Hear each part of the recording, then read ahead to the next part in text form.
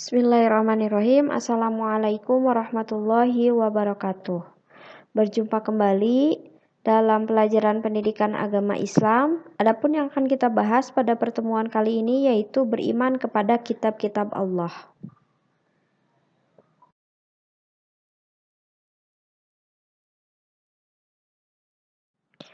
Yang pertama, kita akan bahas tentang pentingnya mengimani kitab-kitab Allah. Ya, iman kepada kitab Allah artinya meyakini dengan sepenuh hati bahwa Allah telah menurunkan kitab-kitab kepada nabi dan rasul, ya, yang berisi wahyu untuk disampaikan kepada seluruh umat manusia. Ya. Di dalam Al-Qur'an disebutkan bahwa Allah itu menurunkan 4 kitab. Ya, yaitu yang pertama Taurat, Zabur, kemudian Injil dan Al-Qur'an. Dalil tentang pentingnya mengimani kitab Allah itu terdapat dalam Quran surat Al-Maidah ayat 48 yang berbunyi, A'udzubillahi minasyaitonirrajim. Bismillahirrahmanirrahim. Wa anzalna ilaikal kitaba bil haqqi musaddiqan lima baina yadayhi minal kitabi wa muhaiminan alaihi fahkum bainahum bima anzalallahu wa la tattabi ahwa'ahum amma ja'aka minal haqq. Ya, yang artinya, dan kami telah turunkan kitab Al-Quran kepadamu Muhammad dengan membawa kebenaran, yang membenarkan kitab-kitab yang diturunkan sebelumnya dan menjaganya. Maka putuskanlah perkara mereka menurut apa yang diturunkan Allah, dan janganlah engkau mengikuti keinginan mereka, meninggalkan kebenaran yang telah datang kepadamu. Jadi di sini ditegaskan bahwa Al-Quran itu adalah penyempurna dari kitab-kitab terdahulu. Ya, jadi kita harus mengimani 4 kitab itu. Allah menurunkan 4 kitab, ya, Taurat, Zabur, Injil, dan Al-Quran. Tapi yang harus kita baca dan kita amalkan itu adalah kitab suci Al-Quran. Karena tadi dijelaskan dalam Quran surat Al-Maidah ayat 48, kitab Al-Quran itu adalah penyempurna, ya, kitab penyempurna dari kitab-kitab sebelumnya.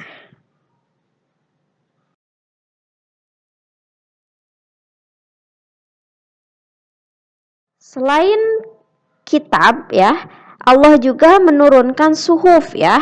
Suhuf dan kitab merupakan wahyu Allah yang disampaikan kepada para rasul untuk disampaikan kepada umat manusia sebagai petunjuk dan pedoman hidup, ya. Di sini bisa dilihat, ya, ada suhuf, ada kitab.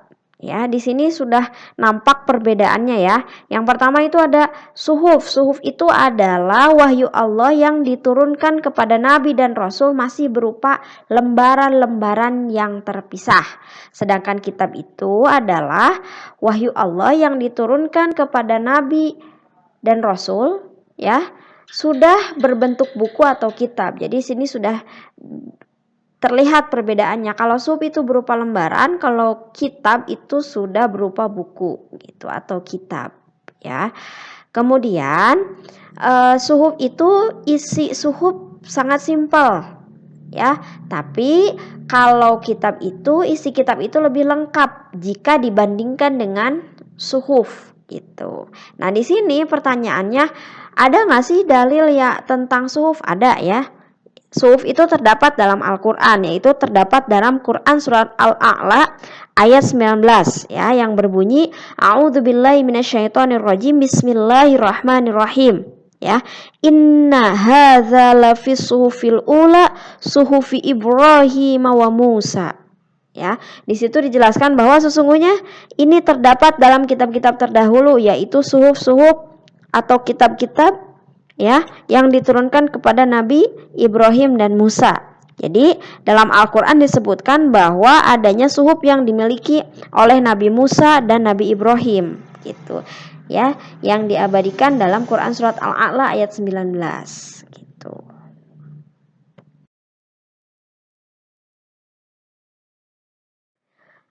Ada 4 kitab Allah yang harus kita imani.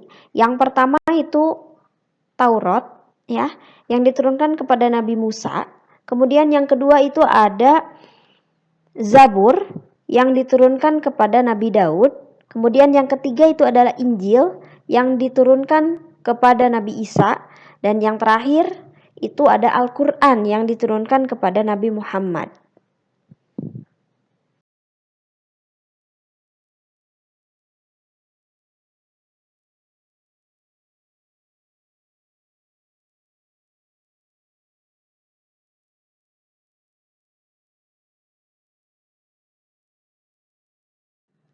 Yang pertama itu adalah kitab Taurat. Ya, kitab Taurat itu diturunkan kepada Nabi Musa, ya. Kata Taurat itu berasal dari bahasa Ibrani. Kitab Taurat adalah salah satu kitab suci yang diwahyukan Allah kepada Nabi Musa untuk menjadi petunjuk dan bimbingan baginya dan bagi Bani Israel. Ya, di sini terdapat dalam Quran surat Al-Isra ayat 2, ya. A'udzubillahi minasyaitonirrajim. Bismillahirrahmanirrahim. Wa ataina Musal kitab wa ja'alnahu hudal li bani Israila alla tattakhidu min duni wakila. Yang artinya, dan kami berikan kepada Musa kitab Taurat, ya, dan kami jadikannya petunjuk bagi Bani Israel, ya, dengan firman-Nya, janganlah kamu mengambil perlindungan selain aku. Taurat merupakan salah satu dari 3 komponen, ya. Torah, Nabin, dan Ketubin yang terdapat dalam kitab suci agama Yahudi yang disebut dengan Alkitab, ya. Yang belakangan oleh orang Kristen itu disebut dengan Perjanjian Lama, ya. Ada 10 pokok dalam kitab Taurat, ya, yaitu atau ada 10 firman yang diterima oleh Nabi Musa, ya. Yang pertama itu adalah hormati dan cintai Allah saja. Kemudian yang kedua, sebutkan nama Allah dengan hormat. Kemudian yang ketiga, kuduskan hari Tuhan. Kemudian yang keempat itu adalah hormati ibu bapamu. Kemudian yang kelima itu jangan membunuh. Kemudian yang keenam itu jangan berbuat cabul. Kemudian yang ketujuh jangan mencuri.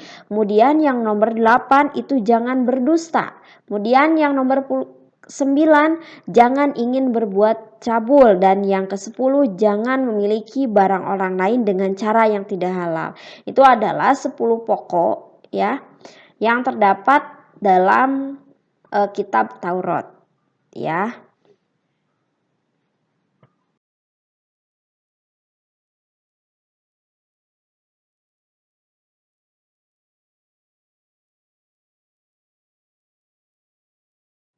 Kemudian yang kedua itu kitab Zabur, ya. Kata Zabur itu adalah bentuk jamaknya Zubur, berasal dari kata Zabaro yazburu zabr yang berarti menulis. Makna aslinya adalah kitab yang tertulis, ya. Zabur dalam bahasa Arab dikenal dengan sebutan Mazmur, ya. Itu adalah jama dari Zamamir, ya.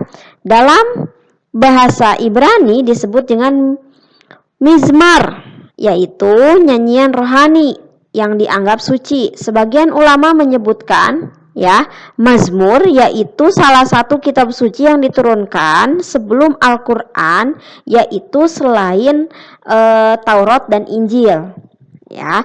Dalam bahasa Ibrani istilah Zabur berasal dari kata zimra yang berarti lagu atau musik, ya. Ya, Zamir itu lagu dan Mizmor itu adalah mazmur, merupakan perkembangan dari kata zamar yang artinya itu nyanyi, ya, nyanyian-nyanyian pujian, ya. Zabur adalah kitab suci yang diturunkan Allah kepada kaum Bani Israel melalui utusan yang bernama Nabi Daud, ya. Nah, ayat yang menegaskan kebenaran kitab Zabur itu terdapat dalam Quran surat An-Nisa ayat 163, ya, yang berbunyi a'udzubillahi minasyaitonirrajim, bismillahirrahmanirrahim, inna auhayna ilaika kama auhayna ila nuhi wa nabiyyina min ba'dih, ya, ila akhirih. Ya, di sini menegaskan bahwa sesungguhnya kami wahyukan kepadamu Muhammad bagaimana kami telah mewahyukan kepada Nuh dan nabi-nabi setelahnya, ya. Dan kami telah mewahyukan pula kepada Ibrahim, Ismail, Ishak, Yakub dan anak cucunya, ya. Isa, Ayub, Yunus, Harun dan Sulaiman. Dan kami telah memberikan kitab Zabur kepada Daud. Ya, ini adalah penegasan dari kitab Zabur. Ya, kitab Zabur itu berisi tentang ayat-ayat yang dianggap suci. Ya, di sini ada sebenarnya banyak ayat-ayatnya, tapi ada 5 nyanyian. Yang pertama itu adalah nyanyian untuk memuji Tuhan, kemudian yang kedua itu adalah nyanyian perorangan untuk mengucapkan rasa syukur, kemudian yang ketiga itu adalah ratapan-ratapan jamaah, kemudian yang keempat itu ratapan dan doa individu, dan yang kelima itu adalah nyanyian untuk raja.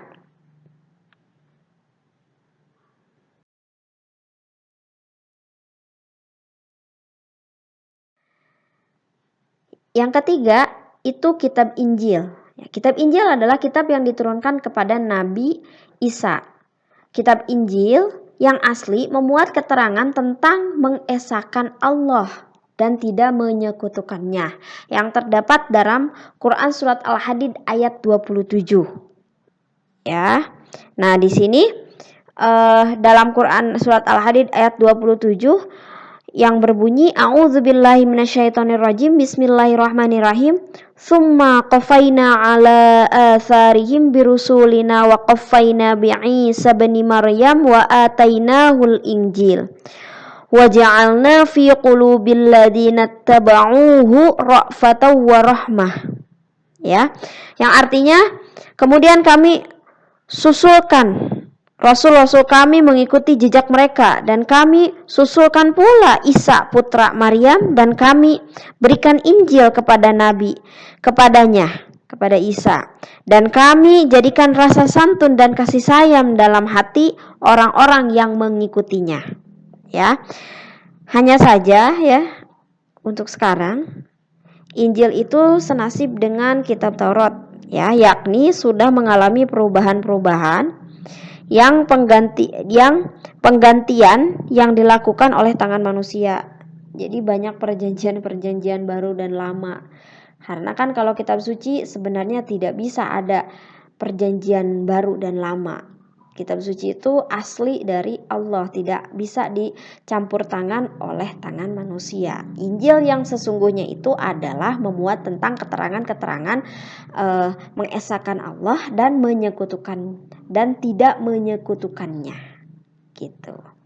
Ini adalah isi dari Injil yang sebenarnya.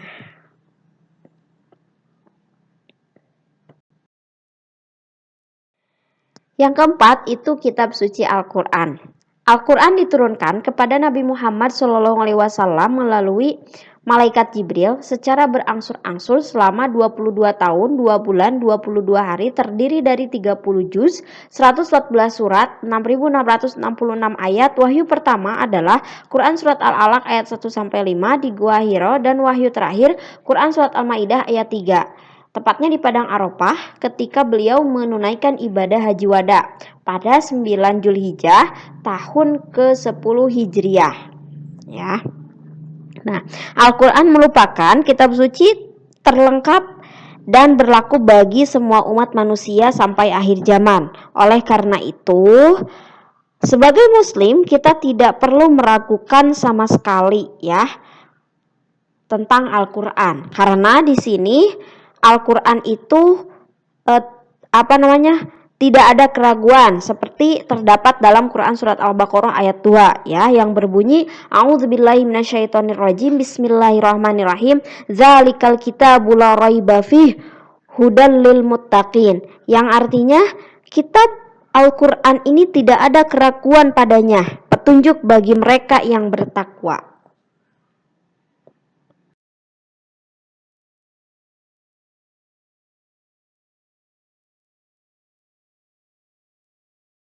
Nama-nama lain dari Al-Quran. Yang pertama itu Al-Huda, yang artinya sebagai petunjuk bagi seluruh umat manusia. Yang kedua itu Al-Furqan, artinya sebagai pembeda antara yang baik dan yang buruk. Kemudian yang ketiga itu Asy-Syifa, yang artinya sebagai penawar atau obat penenang hati. Ya. Kemudian yang keempat itu Az-Zikr, artinya itu adalah peringatan adanya balasan dan ancaman. Kemudian yang kelima itu adalah Alkitab, artinya firman Allah yang dibukukan.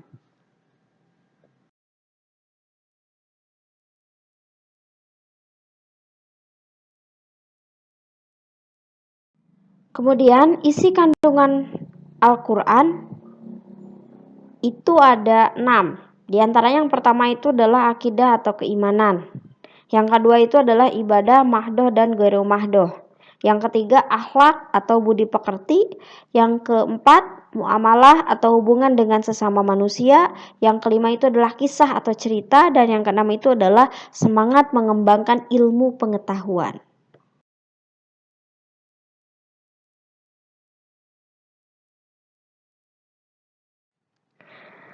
Keistimewaan Al-Quran. Kita sebagai umat muslim wajib mengimani dan mempercayai isi Al-Quran karena Al-Quran merupakan pedoman hidup umat manusia. Terlebih lagi pedoman hidup umat Islam, ya. Apabila kita tidak mengimani dan mengamalkannya, kita termasuk orang-orang yang ingkar. Ya. Cara mengamalkan isi Al-Quran adalah dengan mempelajari dan belajar, ya, membaca, kemudian mempelajari artinya dengan menganalisis isi dan langsung mengamalkannya. Ya, di antaranya di sini ada beberapa keistimewaan Al-Quran meskipun masih banyak keistimewaan yang lainnya. Yang pertama itu Al-Quran sebagai petunjuk dan rahmat bagi orang-orang yang beriman dan bertakwa. Kemudian yang kedua itu sebagai informasi kepada setiap umat bahwa Nabi dan Rasul terdahulu mempunyai aturan masing-masing dalam menyembah Allah. Kemudian yang ketiga Al-Quran sebagai kitab suci terakhir yang terjamin keasliannya. Kemudian yang keempat Al-Quran tidak dapat tertandingi oleh ide-ide manusia yang ingin menyimpangkannya. Kemudian yang kelima itu membaca dan mengamalkannya itu bernilai ibadah.